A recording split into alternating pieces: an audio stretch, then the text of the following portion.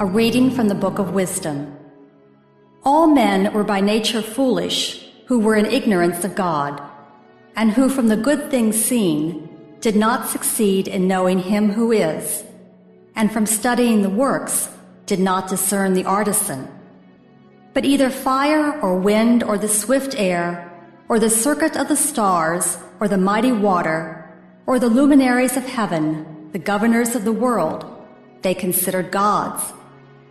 Now if out of joy in their beauty they thought them gods, let them know how far more excellent is the Lord than these, for the original source of beauty fashioned them.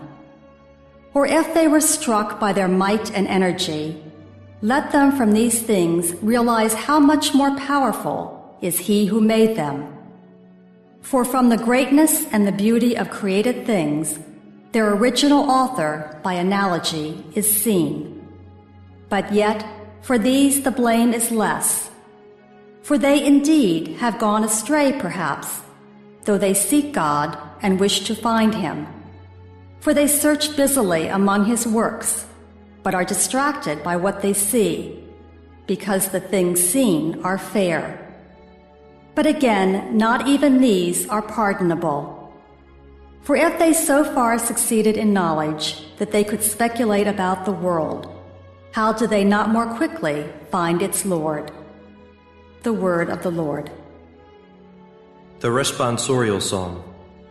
The response is, the heavens proclaim the glory of God. The heavens declare the glory of God, and the firmament proclaims his handiwork. Day pours out the word to day, and night to night imparts knowledge. The heavens proclaim the glory of God.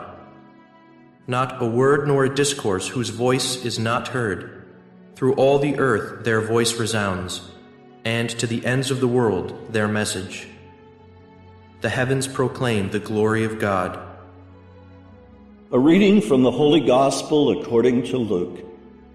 Jesus said to his disciples, "As it was in the days of Noah, so it will be in the days of the Son of Man. They were eating and drinking, marrying and giving in marriage, up to the day that Noah entered the ark, and the flood came and destroyed them all. Similarly, as it was in the days of Lot, they were eating, drinking, buying, selling, planting, building, on the day when Lot left Sodom. Fire and brimstone rained from the sky to destroy them all. So it will be on the day the Son of Man is revealed. On that day, someone who is on the housetop and whose belongings are in the house must not go down to get them. And likewise, one in the field must not return to what was left behind. Remember the wife of Lot. Whoever seeks to preserve his life will lose it, but whoever loses it will save it. I tell you, on that night there will be two people in one bed. One will be taken, the other left. And there will be two women grinding meal together. One will be taken, the other left. They said to him in reply, "Where, Lord?" He said to them, "Where the body is, there also the vultures will gather." The Gospel of the Lord.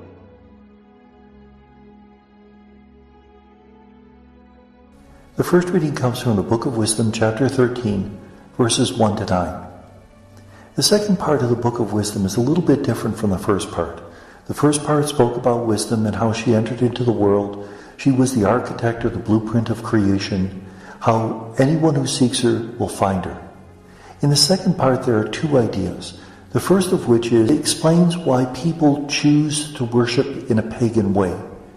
And then the second idea is an explanation of why there were so many animal plagues during the Exodus experience. In this first part of the second section, we hear that people looked at fire, wind, swift air, the elemental spirits, and instead of recognizing them as containing the fingerprint of God, the imprint of God's love and God's power, they saw them as gods themselves and worshiped them. Now, in the letter to the Romans, Paul will strongly condemn that. saying because they worship beasts, they have become beast-like.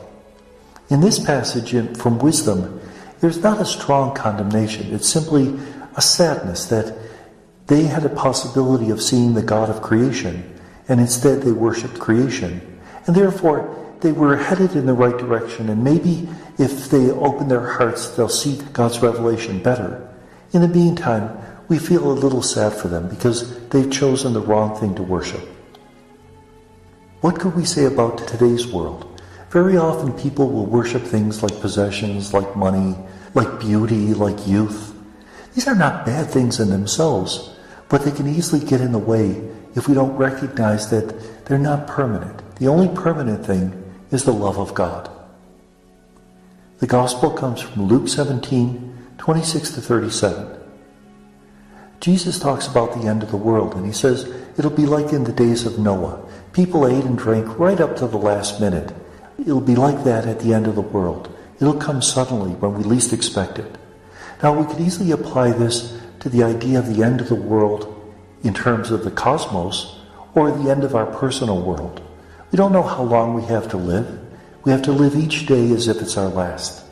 And a lot of our sacristies, we have assigned priests of God. Say this Mass as if it's your first Mass. Say it as if it's your last Mass. Say it as if it's your only Mass. We have to live each day as precious and important because we don't know how much time we'll have. And then it speaks about how there'll be two people, one will be taken, the other left. Now, our Protestant brothers and sisters interpret this as rapture. The person taken will be caught up into the clouds. But that's not the intent of this passage. The intent of the passage, one is taken, means one is killed, and the other one left. And then finally at the end, Jesus says, where the body is, there the vultures will gather. Now, this might be a little bit of anti-Roman polemic. The word for vulture could also be translated as eagle. Remember, that was a symbol that the legions used whenever they marched in.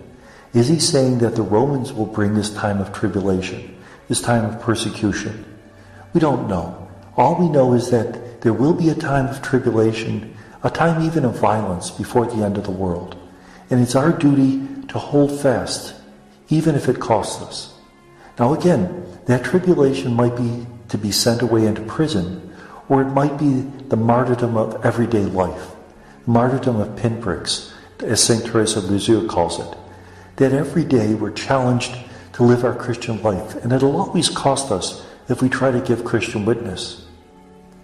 And may God bless us.